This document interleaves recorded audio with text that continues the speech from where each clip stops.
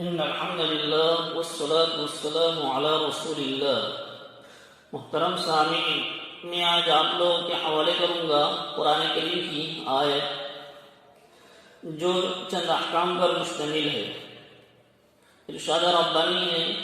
قل تعالوا اتل ما حرم ربكم عليكم الا تشركوا به شيئا وبالوالدين احسانا ولا تقتلوا اولادكم من املاق نحن نرزقهم وإياهم ولا تقربوا الفواحش ما ظهر منها وما بطن ولا تقتلوا النفس التي حرم الله إلا بالحق ذلكم وصاكم به لعلكم تعقلون ولا تقربوا مال اليتيم إلا بالتي أحسن حتى يبلغ أشده وأوفوا الكيل والميزان بالقسط لا تكلف نفسا إلا وسعها وَإِذَا قُلْتُمْ فَاعْدِلُوا وَلَوْ كَانَ ذَا قُرْبَى وَبِعَهْدِ اللَّهِ أَوْفُوا ذَلِكُمْ وَصَّاكُمْ بِهِ لَعَلَّكُمْ تَذَكَّرُونَ وَأَنَّ هَذَا صِرَاطِي مُسْتَقِيمًا فَاتَّبِعُوهُ وَلَا تَتَّبِعُوا السُّبُلَ فَتَفَرَّقَ بِكُمْ عَنْ سَبِيلِهِ ذَلِكُمْ وَصَّاكُمْ بِهِ لَعَلَّكُمْ تَتَّقُونَ۔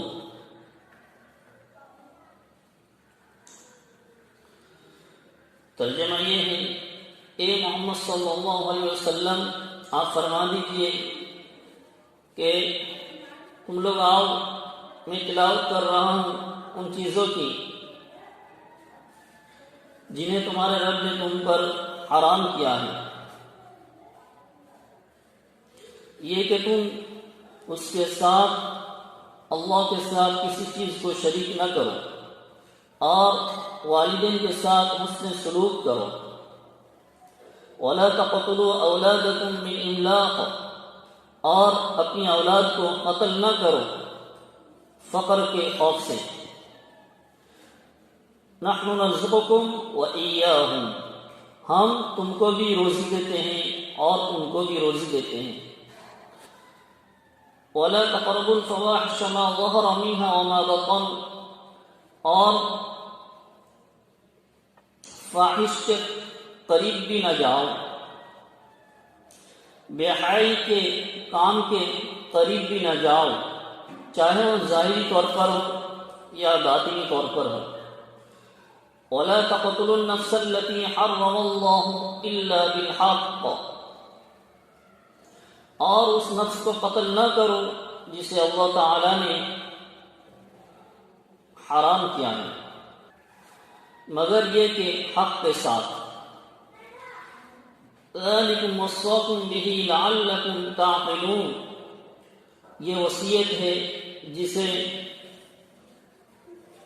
وصیت کی ہے اور حکم کیا ہے تاکہ تم سمجھو۔ وَلَا تَقْرَبُوا مَالَ الْيَتِيمِ إِلَّا بِالَّتِي هِيَ أَحْسَنُ حَتَّى يَبْلُغَ أَشُدَّهُ، اور یتیم کے مال کے قریب بھی نہ جاؤ مگر یہ کہ احسن طریقہ ہو، یہاں تک کہ وہ جوانی کے عمر تک پہنچ جائے۔ وَأَوْفُوا الْكَيْلَ وَالْمِيزَانَ بِالْقِسْطِ، اور پورا کرو ماپ اور تول کو انصاف سے۔ لَا نُكَلِّفُ نَفْسًا إِلَّا وُسْعَهَا، ہم کسی کے ذمے وہی چیز لازم کرتے ہیں، مکلف بناتے ہیں جس کی وہ طاقت رکھتا ہے۔ وَإِذَا قُلْتُمْ فَاعْدِلُوا، اور جب تم کہو تو عدل سے بات کرو۔ وَلَوْ كَانَ ذَا قُرْبَى، اگرچہ وہ رشتہ دار کیوں نہ ہو۔ وَبِعَهْدِ اللَّهِ أَوْفُوا، اور اللہ تعالیٰ کے عہد کو مکمل کرو۔ ذَلِكُمْ وَصَّاكُمْ بِهِ، یہ حکم ہے جسے اس نے کیا ہے تاکہ تم نصیحت حاصل کرو۔ وَأَنَّ هَذَا صِرَاطِي مُسْتَقِيمًا فَاتَّبِعُوهُ، اور یہ میرا راستہ ہے جس کی تم پیروی کرو۔ وَلَا تَتَّبِعُوا السُّبُلَ فَتَفَرَّقَ بِكُمْ عَنْ سَبِيلِهِ، اور دوسرے راستوں کی پیروی نہ کرو جو تم کو اللہ تعالیٰ کے راستے سے الگ کر دے۔ یہ حکم کیا ہے تاکہ تم بچتے رہو، لعلکم تتقون، تاکہ تم بچتے رہو۔ محترم سامعین، یہ آیت کریمہ ہے، یہ آیتیں ہیں جس میں کچھ احکام ہیں، کچھ چیزوں سے روکا گیا ہے۔ ان آیت کو حکم دیا گیا ہے سارے انبیاء کے لیے، سارے انبیاء کی شریعت ان پر متفق تھی، ان چیزوں کو نہ کیا جائے۔ کعب احبار فرماتے ہیں کہ توریت جو موسیٰ علیہ السلام پر نازل کی گئی تو بسم اللہ کے بعد سب سے پہلے یہی احکام تھے۔ حضرت عبداللہ بن مسعود رضی اللہ تعالیٰ عنہ فرماتے ہیں کہ جو شخص رسول اللہ صلی اللہ علیہ وسلم کا ایسا وصیت نامہ دیکھنا چاہتا ہو جس پر آپ کی مہر لگی ہو تو وہ ان آیت کو پڑھ لے۔ ان میں وہ وصیت موجود ہے جو رسول اللہ صلی اللہ علیہ وسلم نے اللہ کے حکم سے امت کو دی ہے۔ اسی طرح اور ایک روایت میں آتا ہے، حضرت عبادہ بن صامت رضی اللہ تعالیٰ عنہ راوی ہے کہ نبی علیہ السلام نے صحابہ کرام کو خطاب کر کے فرمایا، کون ہے جو مجھ سے 3 آیتوں پر بیعت کرے؟ پھر یہی 3 آیتیں تلاوت فرما کر ارشاد فرمایا کہ جو شخص اس بیعت کو پورا کرے گا تو اس کا اجر اللہ تعالیٰ کے ذمے ہوگا۔ ان 10 جو بات ہیں ان میں سے سب سے پہلی بات اللہ تعالیٰ نے فرمایا اللہ تشرکوا بہ شیئا، کہ اللہ تعالیٰ کے ساتھ کسی چیز کو شریک نہ کرو۔ شرک ایسا گناہ ہے جو بہت خطرناک ہے۔ اللہ تبارک و تعالیٰ دوسرے جو جرائم ہیں، مثال کے طور پر کسی نے نماز نہیں پڑھی، کسی نے کبھی روزہ چھوڑ دیا تو اللہ تبارک و تعالیٰ معاف فرما دیں گے، لیکن شرک ایسا گناہ ہے کہ اللہ تبارک و تعالیٰ اس کو معاف نہیں فرمائیں گے۔ جیسا کہ سورہ نساء میں ارشاد باری ہے، ان اللہ لا یغفر ان یشرک بہ ویغفر ما دون ذلک لمن یشاء، کہ اللہ تبارک و تعالی معاف نہیں فرمائیں گے شرک کو، جو بھی شرک کرے گا اللہ تبارک و تعالی اس کو معاف نہیں فرمائیں گے۔ ہاں، اس کے علاوہ کوئی دوسرا ہو تو اس کے لیے اللہ تبارک و تعالی معاف فرما دے سکتے ہیں۔ اسی طرح قرآن کریم کی اور ایک جگہ میں ارشاد ہے سورہ مائدہ میں،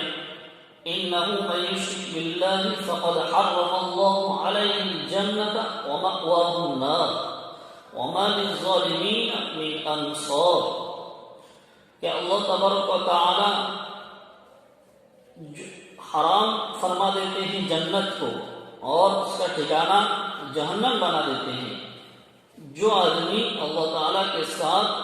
شرک کرتا ہے، اور ایسے آدمیوں کا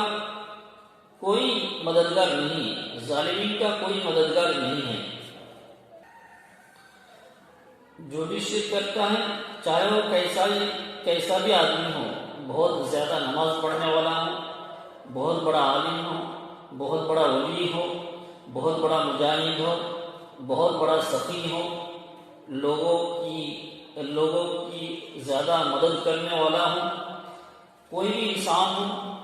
شرک کر لے تو اللہ تبارک و تعالیٰ اس کو نہیں بخشتا ہے۔ یہاں تک کہ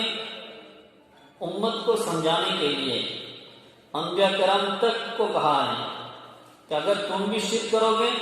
تو تمہارا ٹھکانہ برا ہوگا۔ انبیاء کرام تو معصوم ہوتے ہیں، لیکن لوگوں کو سمجھانے کے لیے، نبی کی امت کو سمجھانے کے لیے کہا ہے۔ ارشاد ہے وَأُوحِيَ إِلَيْكَ وَإِلَى الَّذِينَ مِنْ قَبْلِكَ لَئِنْ أَشْرَكْتَ لَيَحْبَطَنَّ عَمَلُكَ وَلَتَكُونَنَّ مِنَ الْخَاسِرِينَ، کہ آپ پر وحی کی جاتی ہے اور آپ سے پہلے جو آئے ہیں رسول ان پر بھی، کہ اگر آپ نے بھی اگر شرک کیا ہے تو آپ کے اعمال اکرت جائیں گے اور وَلَتَكُونَنَّ مِنَ الْخَاسِرِينَ، اور آپ خسارہ اٹھانے والوں میں سے ہو جائیں گے۔ یہاں تک کہ عبداللہ ابن ابی جو بظاہر کلمہ پڑھتا تھا، کلمہ پڑھنے والا تھا یعنی، لیکن ان کے بارے میں بھی قرآن کریم نے کہا ہے، نبی علیہ السلام جنازہ پڑھائیں پھر بھی قرآن کریم نے کہا ہے نبی علیہ السلام کو خطاب کرتے ہوئے استغفر لہم او لا تستغفر لہم، آپ ان کے لیے استغفار کیجئے یا استغفار نہ کیجئے، ان تستغفر لہم استغفر لہم او لا تستغفر لہم ان تستغفر لہم 70 مرۃ فلن یغفر اللہ لہم،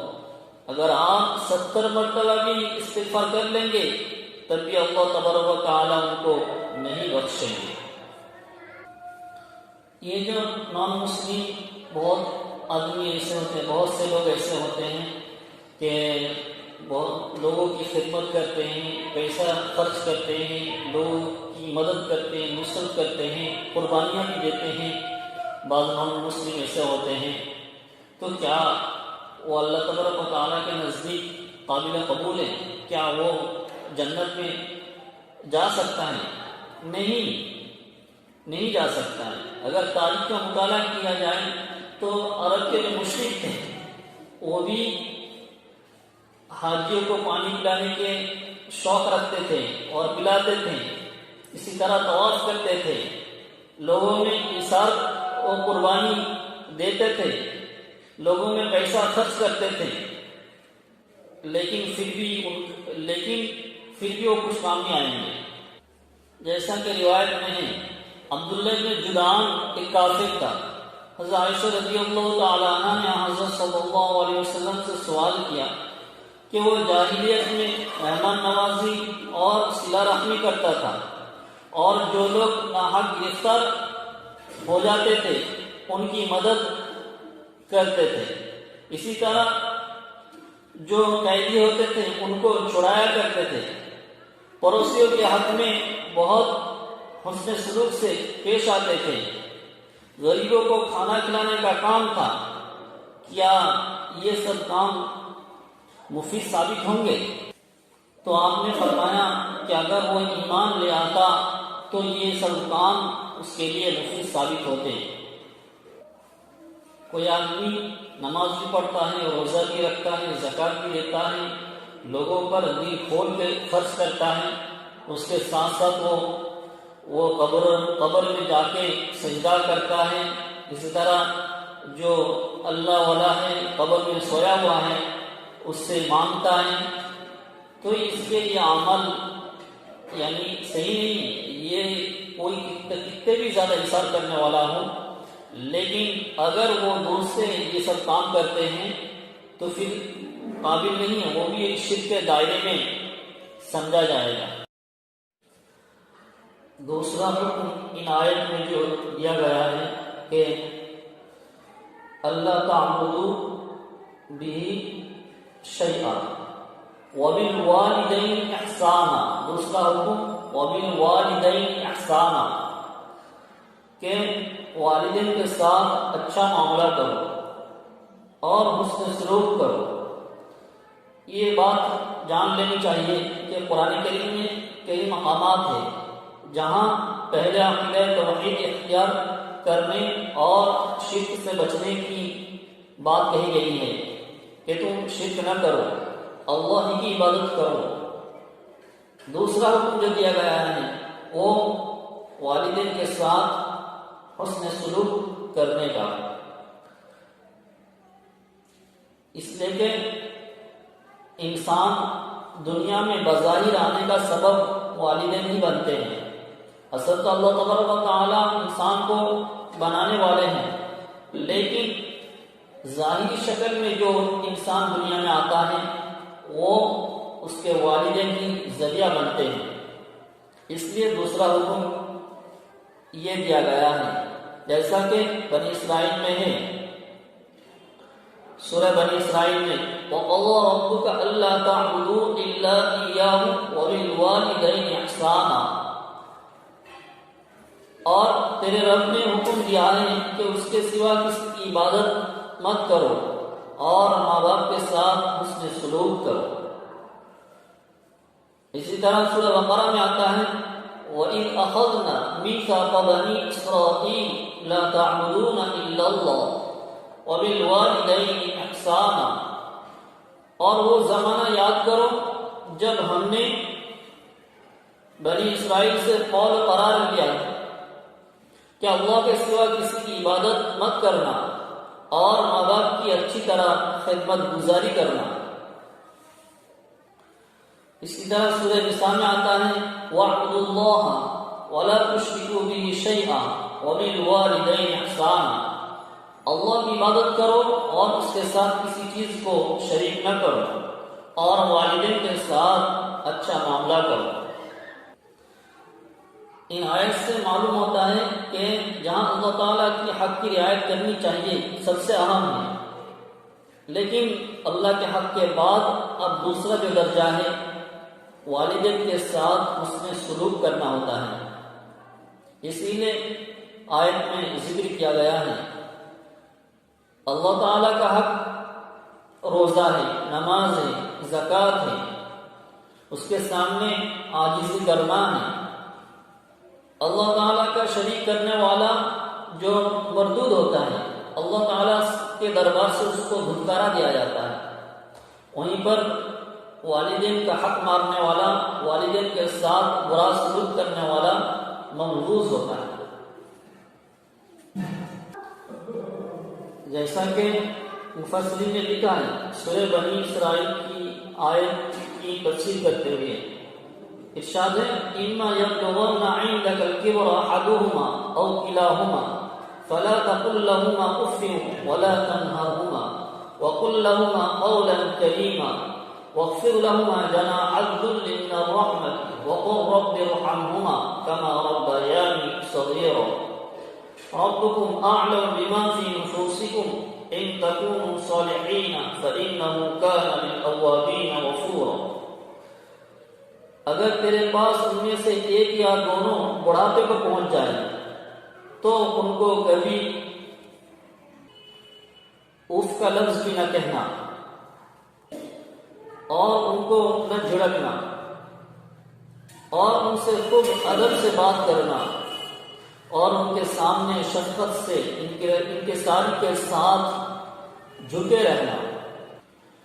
وَقُلْ رَبِّ ارْحَمْهُمَا كَمَا رَبَّيَانِي صَغِيرًا، اور یوں دعا کرتے رہنا کہ میرے پروردگار ان دونوں پر رحم فرما جیسا انہوں نے بچپن میں مجھے پالا ہے. پھر آگے فرمایا ربکم اعلم بما فی نفوسکم، تمہارا رب جانتا ہے جو تمہارے دل میں ہے. اگر تم صالحین میں سے ہو، اگر تم سعادت مند ہو تو توبہ کرنے والوں کی خطا معاف کر دیتا ہے. یہ ذکر کیا گیا ہے کہ تمہارے والدین میں سے دونوں بڑھاپے کی عمر کو پہنچ جائے یا دونوں میں سے ایک پہنچ گیا تو ان کو اف بھی نہ کہو. حضرت حسن بصری رحمۃ اللہ علیہ فرماتے ہیں کہ اگر اف سے بھی کوئی لفظ اس کے نیچے کوئی لفظ ہوتا تو اس کو بھی اللہ تبارک و تعالی حرام قرار دیتے. حضرت مجاہد رحمۃ اللہ علیہ فرماتے ہیں کہ اگر تمہارے والدین کے سطر سے، کپڑوں سے پاخانہ وغیرہ صاف کرنا پڑے تب بھی کرو، اس لیے کہ بچپن میں انہوں نے تمہارے پاخانہ یہ سب صاف کیے تھے. اور مفسرین نے دوسرا نقطہ نکالا ہے کہ ان کے ساتھ نوکروں چاکروں جیسے سلوک نہ کرو، اس ڈھنگ سے بات نہ کرو جیسا نوکر سے کیا جاتا ہے، چاکر سے کیا جاتا ہے، بلکہ بہت ادب کے ساتھ، محبت سے، احترام سے بات کرو۔ تیسرا حکم جو دیا گیا ہے کہ ان سے ادب سے بات کرو، عاجزی کے ساتھ، انکساری کے ساتھ۔ اگر وہ کوئی جھڑک بھی دے تب بھی تم بھول سے ان پر کوئی سخت لہجے میں بات نہ کرو۔ اور چوتھی نصیحت یہ ہے کہ یہ صرف کافی نہیں ہے کہ ان کے ساتھ انکساری سے برتاؤ کرو، بلکہ تمہارے دل میں بھی یہ ہونا چاہیے کہ تم ان سے دل سے محبت کرتے ہو، دل سے دعائیں دیتے ہو۔ اس لیے کہا کہ ان سے دل سے تم دعا کرو۔ تفسیر ابن کثیر میں ہے کہ فرمایا گیا کہ ایک شخص نے کہا کہ میں اپنی والدہ کو کمر پر اٹھائے طواف کرایا، اور پھر وہ نبی علیہ الصلوۃ والسلام کی خدمت میں حاضر ہوئے اور کہا کیا میں نے اپنی والدہ کی خدمت کر کے کیا میں نے ان کا حق ادا کر دیا ہے؟ تو آپ نے فرمایا کہ تم نے ایک سانس کا حق بھی ادا نہیں کیا ہے۔ اور پانچویں نصیحت جو یہ ہے، ربکم اعلم بما فی نفوسکم، تم دل میں جو کچھ بھی ان کے بارے میں لاؤ گے اللہ تبارک و تعالیٰ اس کو جانتے ہیں، اس لیے تمہارا دل بھی بالکل صاف ہونا چاہیے، دعا بھی کرتے رہنا چاہیے، چوتھی نصیحت جو ہے۔ اور پانچویں نصیحت یہ ہے کہ تمہارا دل بھی ان کے بارے میں بالکل صاف ہو۔ ان آیت میں تیسرا حکم یہ ہے کہ وَلَا تَقْتُلُوا أَوْلَادَكُم مِّنْ إِمْلَاقٍ نَحْنُ نَرْزُقُكُمْ وَإِيَّاهُمْ، کہ تم اپنی اولاد کو فقر کی وجہ سے قتل نہ کرو، ہم تم کو بھی روزی دیتے ہیں اور ان کو بھی روزی دیتے ہیں۔ اصل میں زمانہ جاہلیت میں دو وجہ سے یہ قتل کر دیتے تھے اپنی بیٹیوں کو، اپنی اولاد کو۔ ایک تو کیا ہے، کوئی بیٹی ہو تو اس عار اور شرم کی وجہ سے کہ میں اپنی بیٹی کسی کے وہاں بھیجوں گا اور کسی کو اپنا داماد کرنا پڑے گا، ایک وجہ یہ تھی۔ اور دوسری وجہ یہ تھی کہ ان کو کھلاؤں گا پلاؤں گا کہاں سے، تو اس وجہ سے فقر کی وجہ سے وہ قتل کر دیتے تھے۔ اور فقر میں بھی دو وجہ تھی، ایک تو خود غریب تھے اس وجہ سے وہ بیٹی کو، اپنی اولاد کو قتل کر دیتے تھے، جیسا کہ قرآن کریم میں ہے وَلَا تَقْتُلُوا أَوْلَادَكُم مِّنْ إِمْلَاقٍ، فقر کی وجہ سے۔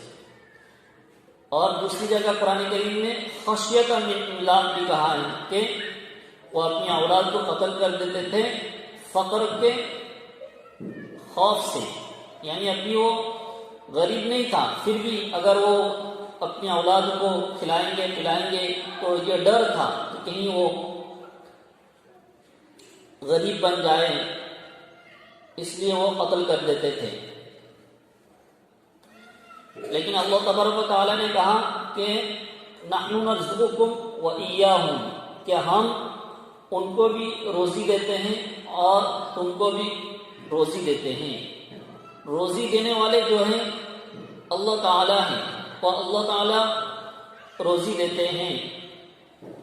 چاہے وہ ایک آدمی ہو، ایک بیٹا ہو یا زیادہ ہو، سب کو روزی دینے والا وہی اللہ تعالیٰ ہے۔ وہ روزی پہنچاتا ہے، سمندر کے نیچے جو مخلوق ہے ان کو بھی روزی پہنچاتے ہیں، اور خشکی میں جو مخلوقات ہیں ان کو بھی روزی پہنچاتے ہیں، یہاں تک کہ چونٹی اس کو بھی روزی پہنچانے والے وہی اللہ ہیں۔ ایک جگہ ارشاد ہے وَمَا مِن دَابَّةٍ فِي الْأَرْضِ إِلَّا عَلَى اللَّهِ رِزْقُهَا، جو بھی زمین پر چلنے والا ہے اس کا روزی پہنچانے والا اللہ تعالی ہے۔ تو یہ وہ قتل کر دیتے تھے، تو اس قتل سے منع کیا گیا ہے، وَلَا تَقْتُلُوا أَوْلَادَكُمْ، تم اپنی اولاد کو قتل نہ کرو۔ اور یہ تو جسمانی قتل ہے، اور روحانی قتل بھی انسان کو نہیں کرنا چاہیے، جیسا کہ کتاب میں آتا ہے کہ انسان کو اللہ تعالیٰ کے احکام، نبی علیہ الصلوۃ والسلام کی تعلیم سے محروم رکھنا، یہ بھی ایک قتل ہے۔ ارشاد ہے اَوَمَنْ كَانَ مَيْتًا فَأَحْيَيْنَاهُ، کہ ایسا شخص جو کہ پہلے مردہ یعنی گمراہ تھا، پھر ہم نے اس کو زندہ یعنی مسلمان بنا دیا۔ یعنی جو مسلمان ہے وہ سچ معنی میں زندہ ہے، اور جو نہیں ہے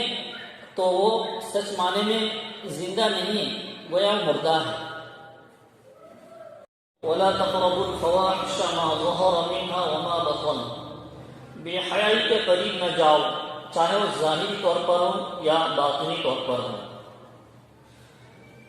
ویسے تو قرآن و حدیث کی زبان میں فاحشہ ہر ایسے برے کام کو کہتے ہیں جس کے اثرات برے ہوں اور دور دور تک پہنچے۔ اس مفہوم کے اعتبار سے فحاشی اور بے حیائی کا دائرہ بہت وسیع ہو جاتا ہے۔ فحاشی زبان سے بھی ہو سکتی ہے اور عمل سے بھی ہو سکتی ہے اور دل سے بھی ہو سکتی ہے۔ اللہ تعالیٰ نے ہر قسم کی فحاشی سے دور رہنے کا حکم دیا ہے، خواہ اس کا تعلق ظاہر سے ہو یا باطن سے ہو، قول سے ہو یا فعل سے ہو۔ جبکہ فحاشی اگر ہم دیکھا جائے تو ہم دیکھیں گے کہ جگہ جگہ فحاشی ملتی ہے۔ مثال کے طور پر بازار میں جائے تو وہاں پر فحاشی نظر آتی ہے، اور اسی طرح فحاشی کا تعلق نیٹ سے ہو، ٹی وی سے ہو، اخبار میں کسی تصویر کے ذریعے یا پڑھائی کے ذریعے ہو، یا مارکیٹ میں دکانداری میں وہاں پر فحاشی نظر آئے، تمام فحاشی کو شامل ہے۔ تمام فحاشی سے بچنے کے لیے اللہ تبارک و تعالیٰ نے کہا ہے وَلَا تَقْرَبُوا الْفَوَاحِشَ مَا ظَهَرَ مِنْهَا وَمَا بَطَنَ۔ اور میں یہ بھی بتا دوں کہ اللہ تبارک و تعالیٰ نے یہاں کہا ہے کہ اپنی اولاد کو قتل نہ کرو، پھر اس کے بعد دوسرا حکم جو دیا ہے کہا ہے وَلَا تَقْرَبُوا الْفَوَاحِشَ، بے حیائی کے قریب نہ جاؤ۔ یہاں پر بھی ہے، اور ایک قرآن کریم کی دوسری جگہ میں بھی اسی طرح کا ذکر کیا گیا ہے۔ تو اس میں مفسرین نے لکھا ہے کہ ایک نقطے کی طرف اشارہ ہے کہ بے حیائی کی طرف وہ لوگ ہی جاتے ہیں جو اپنی اولاد کو جان بوجھ کر قتل کر دیتے ہیں۔ اولاد کو بے حیائی کی طرف جاتے ہیں، اپنے اولاد کو قتل کر دیتے ہیں، اس لیے کہ جو انسان اپنی خواہش، اپنی چاہت پوری کرنا چاہتا ہے، وہ جھنجھٹ میں پڑنا نہیں چاہتا ہے کہ اپنی اولاد لو اور ان کو اپنی اولاد کو کھلاؤ پلاؤ، ان کے سارے جھنجھٹ کو پورا کرو، یہ سب اس کے لیے بوجھ ہے، تو اس لیے وہ اولاد نہیں لیتے ہیں، اور پھر وہی لوگ فاحشہ اور بے حیائی کے کام کرتے ہیں۔ اور پانچویں چیز جس کا منع کیا گیا ہے، جس سے روکا گیا ہے، وہ قتل ناحق، وَلَا تَقْتُلُوا النَّفْسَ الَّتِي حَرَّمَ اللَّهُ إِلَّا بِالْحَقِّ، تم اس نفس کو قتل نہ کرو جسے اللہ تبارک و تعالیٰ نے حرام کیا ہے مگر حق کے ساتھ۔ حق کے ساتھ یعنی اگر مسلم ملک ہو، اگر مسلم ملک ہو تو وہاں پر کوئی شادی شدہ ہے، زنا کر لیتا ہے تو وہ الگ ہے۔ دوسرا یہ ہے کہ مسلمان ہے پھر وہ مرتد ہو گیا ہے، اور تیسرا یہ ہے کہ اس نے کسی کو قتل کیا ہے تو قتل کے بدلے میں، اور نہ تو وَلَا تَقْتُلُوا النَّفْسَ الَّتِي کہ تم اس نفس کو قتل نہ کرو جسے اللہ تبارک و تعالیٰ نے حرام کیا ہے۔ قرآن کریم حکم دیتا ہے کہ تم کسی کو قتل نہ کرو، کسی کو بھی قتل نہ کرو، مسلمان کو بھی قتل نہ کریں، بلکہ مسلمان کیا اگر ہندو بھی ہے کسی مسلم ملک میں اور وہ معاہد ہونے کی حیثیت سے معاہدہ کر کے رہ رہا ہے تو وہاں پر بھی اس کے مال کی بھی حفاظت ہونی چاہیے، اس کی جان کی بھی حفاظت ہونی چاہیے، اور اس کی جان کی بھی حفاظت ہونی چاہیے، اس کی عزت کی بھی حفاظت ہونی چاہیے۔ تو وہاں پر بھی ایک مسلمان کسی ہندو کو، کسی نان مسلم کو بھی قتل نہیں کر سکتا ہے۔ اور چھٹا حکم جو کیا گیا ہے وَلَا تَقْرَبُوا مَالَ الْيَتِيمِ، یتیم کے مال کے قریب بھی نہ جاؤ، اس لیے کہ یتیم کا مال کھانا یہ بندے کا حق ہے، اور بندے کے حق کو اللہ تبارک و تعالیٰ معاف نہیں کریں گے۔ اللہ تبارک و تعالیٰ کی کسی نے نافرمانی کی ہے تو اللہ معاف کر سکتے ہیں، لیکن جہاں تک بندے کا تعلق ہے، کسی سے پیسہ لے لیا، ظلم کیا ہے، تو اس سے معافی مانگی جا سکتی ہے۔ جب تک اس سے معافی نہ مانگی جائے تب تک اللہ تبارک و تعالیٰ معاف نہیں کریں گے۔ اور یتیم کے بارے میں قرآن کریم کی اور بھی آیت ہیں۔ دوسری جگہ ارشاد ہے ان الذین یأکلون اموال الیتامی ظلما انما یأکلون فی بطونہم نارا وسیصلون سعیرا، بے شک جو لوگ یتیم کا مال ناحق کھا لیتے ہیں وہ بس اپنے پیٹ میں آگ ہی بھرتے ہیں، اور عن قریب یہ لوگ دہکتی ہوئی آگ میں جھونکے جائیں گے۔ ساتویں چیز جس کا حکم دیا گیا ہے کہ اوفوا الکیل والمیزان بالقسط، کہ ناپ تول کو انصاف کے ساتھ پورا کرو، نہ تولنے میں زیادتی کرو اور نہ دینے میں کمی کرو۔ قرآن کریم کے مطالعے سے معلوم ہوتا ہے کہ اس سے پہلے جو انبیاء کرام آئے اور ان کی امت پر عذاب بھیجا گیا تو ایمان کی بنیاد پر بھیجا گیا، ایمان نہ لانے کی وجہ سے عذاب بھیجا گیا۔ دو نبی کا ذکر آتا ہے، حضرت لوط علیہ السلام اور حضرت شعیب علیہ السلام۔ حضرت لوط علیہ السلام کی قوم کو اس میں دوسری بیماری بھی تھی، لواطت، اور حضرت شعیب علیہ السلام کی قوم جو ایک بیماری تھی کہ ناپ تول میں وہ کمی کرتے تھے، تو اس لیے ان پر عذاب بھیجا گیا۔ حضرت شعیب علیہ السلام نے کہا تھا کہ وَيَا قَوْمِ أَوْفُوا الْمِكْيَالَ وَالْمِيزَانَ بِالْقِسْطِ وَلَا تَبْخَسُوا النَّاسَ أَشْيَاءَهُمْ وَلَا تَعْثَوْا فِي الْأَرْضِ مُفْسِدِينَ، کہ میری قوم تم ناپ اور تول پوری طرح کیا کرو اور لوگوں کا ان چیزوں میں نقصان مت کیا کرو، اور زمین میں فساد کرتے ہوئے حد سے مت نکلو۔ لیکن انہوں نے نہیں مانا تو اللہ تبارک و تعالیٰ نے عذاب بھیجا۔ اسی طرح قرآن کریم کی دوسری جگہ اسی تخفیف کے بارے میں ذکر کیا گیا ہے، وَيْلٌ لِّلْمُطَفِّفِينَ الَّذِينَ إِذَا اكْتَالُوا عَلَى النَّاسِ يَسْتَوْفُونَ وَإِذَا كَالُوهُمْ أَوْ وَّزَنُوهُمْ يُخْسِرُونَ أَلَا يَظُنُّ أُولَٰئِكَ أَنَّهُم مَّبْعُوثُونَ لِيَوْمٍ عَظِيمٍ يَوْمَ يَقُومُ النَّاسُ لِرَبِّ الْعَالَمِينَ۔ بڑی خرابی ہے ناپ تول میں کمی کرنے والوں کی، جب لوگوں سے اپنا حق ناپ کر لیں تو پورا لے لیں، اور جب ان کو ناپ کر یا تول کر دیں تو گھٹا دیں۔ کیا ان لوگوں کو اس کا یقین نہیں کہ وہ ایک بڑے سخت دن میں زندہ کر کے اٹھائے جائیں گے، جس دن تمام آدمی رب العالمین کے سامنے کھڑے ہوں گے؟ ناخن میں کمی،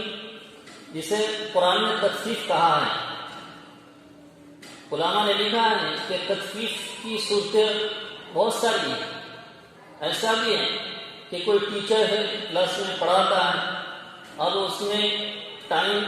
پورا نہیں دیتا ہے، کمی کرتا ہے، تو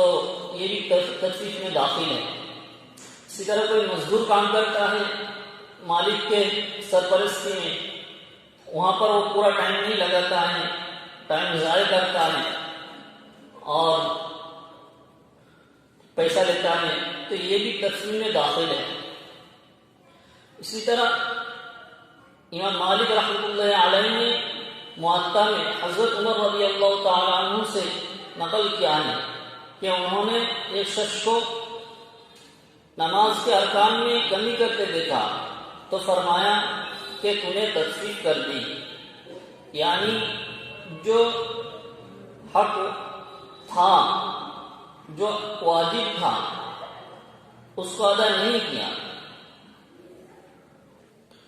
یہ واقعہ نقل کرنے کے بعد امام مالک رحمۃ اللہ علیہ فرماتے ہیں لِكُلِّ شَيْءٍ وَفَاءٌ وَتَخْفِيفٌ، حق کا پورا دینا اور کمی کرنا ہر چیز میں ہے۔ اور آٹھواں حکم یہ ہے کہ وَإِذَا قُلْتُمْ فَاعْدِلُوا وَلَوْ كَانَ ذَا قُرْبَىٰ، اور جب تم بات کہو تو انصاف سے کہو، اگرچہ رشتے دار کیوں نہ ہو۔ مسجد ہو تو وہاں بھی انصاف کی بات ہو، کوئی اسکول ہو وہاں پر بھی انصاف سے بات ہونی چاہیے، اگر کوئی اور دوسری جگہ ہو تو وہاں پر بھی انصاف ہونا چاہیے، قاضی ہو اور اس کے سامنے کوئی آیا ہے تو بھی انصاف کی بات ہو، اسی طرح اور افسر ہو تو اپنے ماتحت ملازمین کے ساتھ انصاف کی بات ہو، ہر جگہ انصاف کی بات کو شامل ہے۔ انصاف کی بات ہو اور قرآن کریم کی جو آیت ہے اس پر عمل ہو تو اس کا نتیجتاً کوئی نہ کوئی اثر ضرور نکلتا ہے۔ مشہور شاعر احسان دانش مرحوم نے ایک واقعہ نقل کیا ہے کہ انہوں نے یہ نقل کیا ہے کہ مولانا مظفر حسین صاحب کے بارے میں کہ انگریز کا زمانہ تھا اور وہاں پر ہندو مسلمانوں کے درمیان ایک جگہ کے بارے میں ٹکراؤ ہو رہا تھا، لڑائی ہو رہی تھی، تو انگریز ایک افسر آیا اور ان سے بات ہوئی تو آخر میں یہی فیصلہ کیا گیا کہ مولانا مظفر حسین صاحب اگر یہاں پر تشریف لائیں گے تو بات بن جائے گی، کسی بھی طرح ایک طرف فیصلہ ہو جائے گا۔ وہ لوگ ماننے کے لیے بھی تیار ہیں، تو ان کو بلایا گیا، پہلے تو نہیں آ رہے تھے، انہوں نے کہا میں جاؤں گا لیکن اس افسر کا منہ نہیں دیکھوں گا، تو اس نے کہا ٹھیک ہے میں دوسری طرف چہرہ کر کے رہوں گا، آپ آئیے۔ حضرت تشریف لائے مولانا مظفر حسین صاحب، اور انہوں نے جب ساری چیزیں دیکھی، سارے معاملات کو دیکھا تو کہا کہ یہ ہندوؤں کی جگہ ہے، یہ مسلمانوں کی نہیں ہے۔ مسلمانوں کو یہ معلوم تھا کہ یہ تو ہمارے حضرت ہیں، مسلمان ہیں، یہ ہمارا حق میں فیصلہ دیں گے، لیکن مسلمانوں نے جو سوچا تھا وہ ہوا نہیں، آخر ہندوؤں کے حق میں فیصلہ انہوں نے دے دیا، جو سچ تھا انصاف کے ساتھ انہوں نے دے دیا۔ کتاب میں اس طرح لکھا ہوا ہے کہ اس دن 24 خاندانوں نے اسلام قبول کیا، ان کی یہ دیانتداری، ان کی یہ انصاف دیکھتے ہوئے انہوں نے اسلام قبول کر لیا۔ ظاہر میں تو یہ مسلمانوں کی ہار تھی، لیکن نتیجتاً حقیقتاً معنوی اعتبار سے اسلام کی جیت تھی۔ اور نواں حکم جو دیا گیا ہے وَبِعَهْدِ اللَّهِ أَوْفُوا، اللہ تعالیٰ کے عہد کو پورا کرو۔ مفسرین نے لکھا ہے کہ یہاں پر مراد یہ بھی ہو سکتا ہے کہ جب اللہ تبارک و تعالیٰ نے تمام روحوں سے خطاب کر کے کہا تھا الستُ بربکم، کیا میں تمہارا پروردگار نہیں ہوں، تو تمام نے کہا قالوا بلا، کیوں نہیں، یقیناً آپ ہمارے پروردگار ہیں۔ تو یہ بھی ہو سکتا ہے کہ اس عہد کو پورا کرنا دنیا کے اندر۔ اور دوسرا یہ بھی ہو سکتا ہے کہ انسان جو پڑھتا ہے لا الہ الا اللہ محمد رسول اللہ، اللہ کے سوا کوئی معبود نہیں اور محمد اللہ کا رسول ہے، یعنی اللہ تعالیٰ کا حکم چلے گا اور نبی علیہ الصلوۃ والسلام کے طریقے چلیں گے، نبی علیہ الصلوۃ والسلام کی تعلیمات چلیں گی کہ انسان مسلمان یعنی یہ عہد کرتا ہے کہ اللہ کے سوا کوئی روزی دینے والا نہیں ہے، اور میں اگر شفا مانگوں گا تو اللہ ہی سے،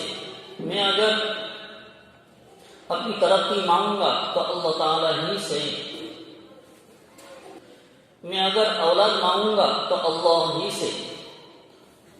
اور جو طریقہ میں اپناؤں گا وہ محمد صلی اللہ علیہ وسلم کا طریقہ ہوگا، محمد صلی اللہ علیہ وسلم کی تعلیمات ہوگی، تو اس عہد کو مکمل کرنا۔ اور ایک تیسری وضاحت بھی ہے کہ جس طرح اللہ تبارک و تعالیٰ کے عہد کو مکمل کرنا یہ ضروری ہے، اسی طرح بندے کے عہد کو، کوئی کسی سے عہد کرے، کوئی کسی سے بات کرے تو اس کو پورا کرنا بھی ضروری ہے۔ حضور صلی اللہ علیہ وسلم کا فرمان ہے لا ایمان لمن لا امانۃ لہ ولا دین لمن لا عہد لہ، اس شخص کا ایمان کامل نہیں ہے، ایمان کامل نہیں ہے جس میں امانت نہ ہو، اور اس شخص کا دین کامل نہیں جس میں عہد نہ ہو۔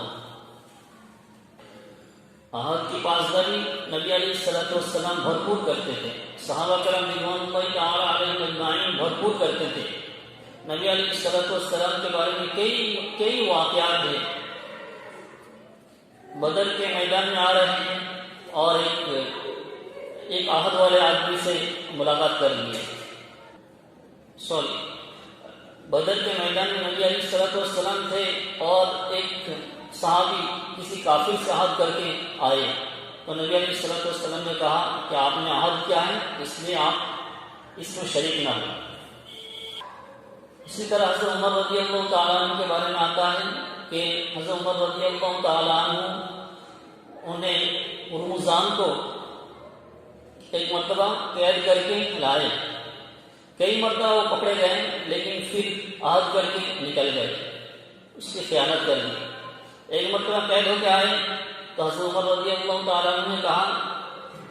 اب آپ کے پاس کوئی عذر ہے، عذر بیان کرنے کے لیے کچھ بھی نہیں ہے؟ تو ہرمزان نے کہا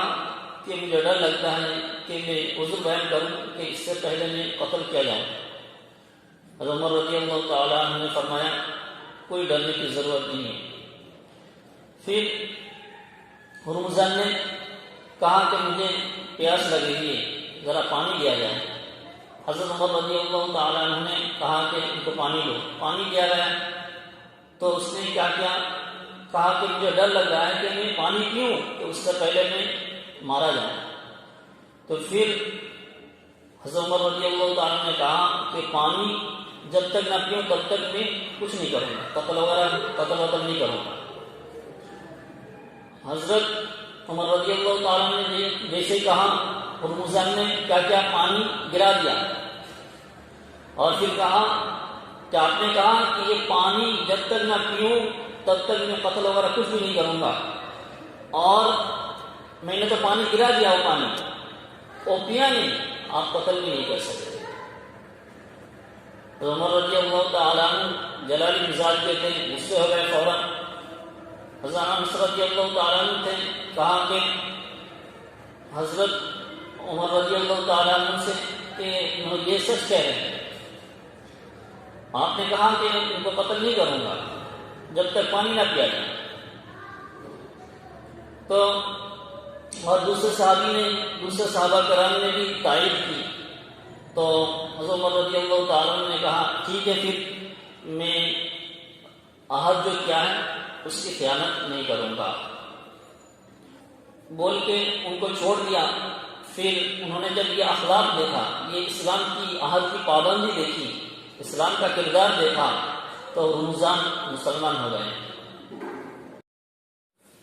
اور 10واں حکم یہ ہے وَأَنَّ هَذَا صِرَاطِي مُسْتَقِيمًا فَاتَّبِعُوهُ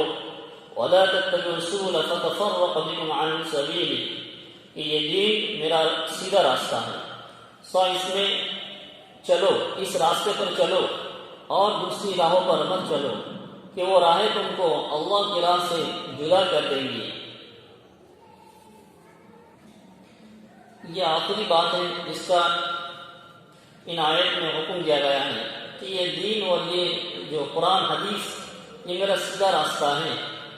اگر اس راستے میں چلو گے تو منزل مقصود تک پہنچ جاؤ گے، اور اگر نہیں چلو گے اس راستے میں تو پھر منزل مقصود تک نہیں پہنچو گے۔ حضرت عبداللہ بن مسعود رضی اللہ تعالیٰ عنہ سے روایت ہے کہ ایک مرتبہ رسول اللہ صلی اللہ علیہ وسلم نے ایک سیدھا خط کھینچا اور فرمایا یہ اللہ کا راستہ ہے، پھر اس کے دائیں بائیں اور خطوط کھینچے اور فرمایا کہ یہ سبل ہے، یعنی وہ راستے جن پر چلنے سے اس آیت میں منع فرمایا ہے، اور فرمایا کہ ان میں سے ہر راستے پر ایک شیطان مسلط ہے جو لوگوں کو سیدھے راستے سے ہٹا کر اس طرف بلاتا ہے۔ اس کے بعد آپ نے یہی آیت تلاوت فرمائی ہے۔ یہ تھے 10 محرمات اور احکامات، مامورات اور منہیات جو ہر نبی نے کتاب میں جیسا کہ آتا ہے ہر نبی نے اپنی امت کو بتایا ہے، جس کے اوپر عمل کرنے سے جن کے اوپر عمل کرنے سے اخلاق کی اونچائی پر انسان آ جاتا ہے اور